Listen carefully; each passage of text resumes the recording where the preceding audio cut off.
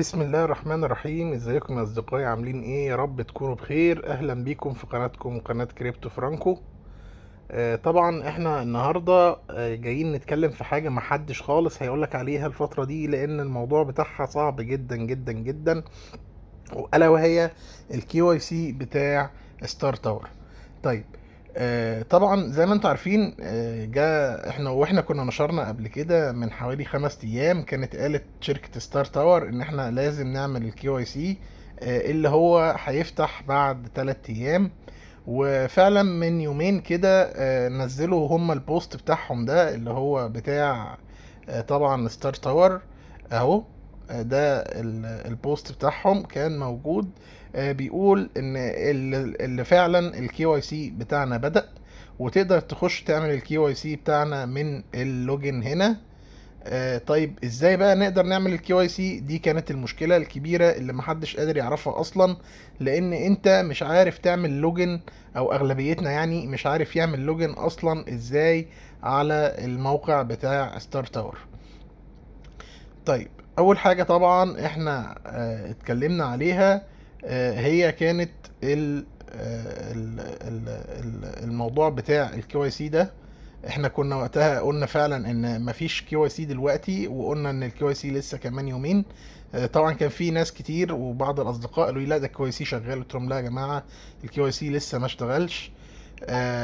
وهم كانوا اعلنوا ان المشروع او المايننج في المشروع هيحصل له سسبندنج، هيقف شويه علشان موضوع الكي واي سي ده يتم بسهوله، عشان في ضغط جامد جدا على السيرفرات.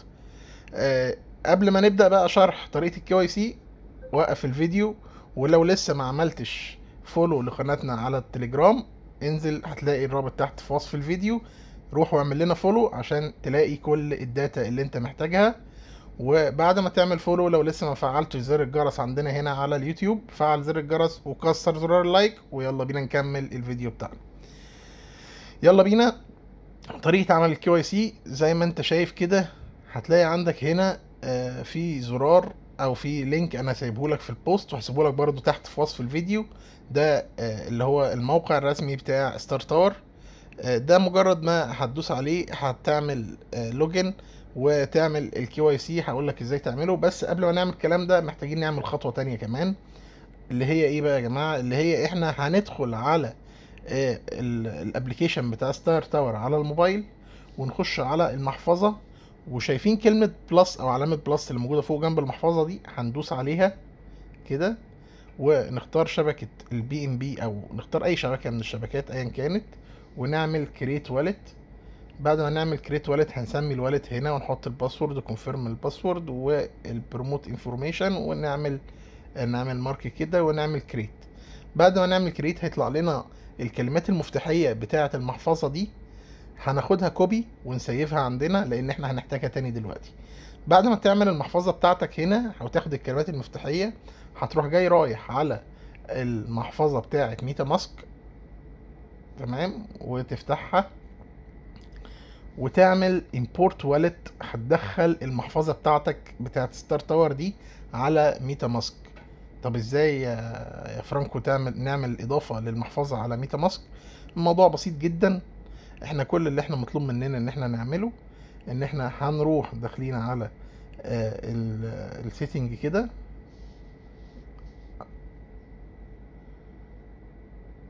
اهو، تمام. هتلاقي في عندك هنا اد اكونت اور هاردوير والت، هتدوس عليها كده وتروح جاي قايل كريت بالسيكريت فرصة ريكفري فرصة. هتدوس على سيكريت ريكفري فرصة، هتكتب بقى ال 12 كلمة المفتاحية بتوعك هنا، وهتفتح معاك المحفظة اللي احنا لسه عاملينها على ستار تاور زي ما انت شايف. بعد ما تفتح معاك المحفظة هنا، هتبقى محتاج تعمل كمان اضافة للشبكة بتاعت ستار تاور. طبعا هي دي خطوه مش مهمه قوي دلوقتي، المهم ان احنا بس نبقى ضفنا المحفظه هنا وعملنا محفظه جديده لستار تاور علشان نقدر نعمل عليها الكي واي سي، عشان يتاكد ان انت شخص يعني.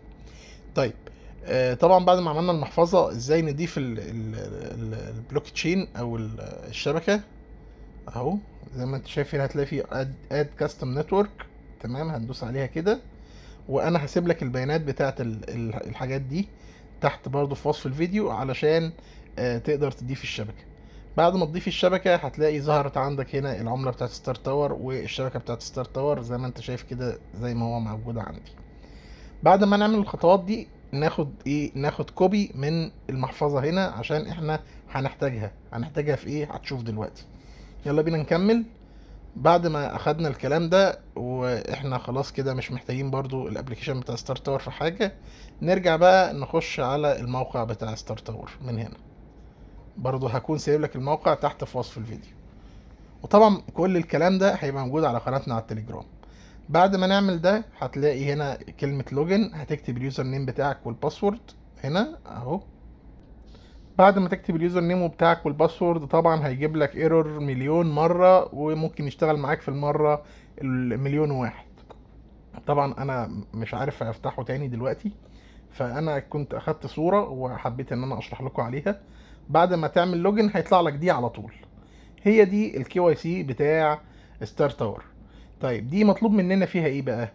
فاكر عنوان المحفظه اللي احنا لسه واخدينه كوبي؟ هنروح جايين حاطينه هنا في الستار تاور تشين والت ادرس، هنحطه في اول واحده.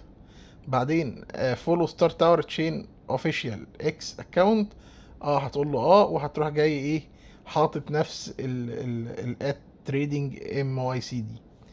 جوين ديسكورد اكونت، هتروح جاي كاتب رقم الحساب بتاعك بتاع الديسكورد، وكاتب برضو هنا بالنسبة في الاكس سوري هتكتب برضو هنا اسم الحساب بتاعك في تويتر او في اكس.